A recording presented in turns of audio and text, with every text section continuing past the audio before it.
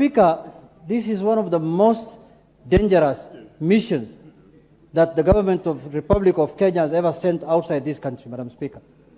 Madam Speaker, numbers don't lie. The statistics are very clear. In the last 9 months, 2,400 people were killed in Haiti by gangs. 900 women were raped. 900 people were maimed. The statistics are there in black and white, Madam Speaker. Madam Speaker, this is a country that has killed, I don't know, 3 or 4 presidents of theirs. 4. And you're sending here people who normally carry, these jembe rungus to just beat us as Azimio people in the street here, Madam Speaker.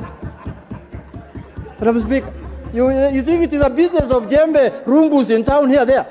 Madam Speaker, this is a serious matter, and I want to thank Honorable Oluoch for bringing it. Madam Speaker, this is a matter that requires deep thoughts, Madam Speaker.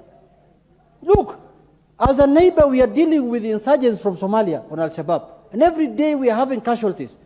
The shores of Florida is just 2 hours from Haiti, Madam Speaker, by boat. 2 hours only by boat to Florida. Why are you not helping those people? Why do you want to send Kenyans there, Madam Speaker? This one, I strongly oppose, Madam Speaker, and this matter should be brought to Parliament first for debate and ratification before any police officer leaves this country. Otherwise, your time is up, Honorable Junet. I will indulge the majority leader, but honorable members, also remember, member for Mathare has made a general statement. So there are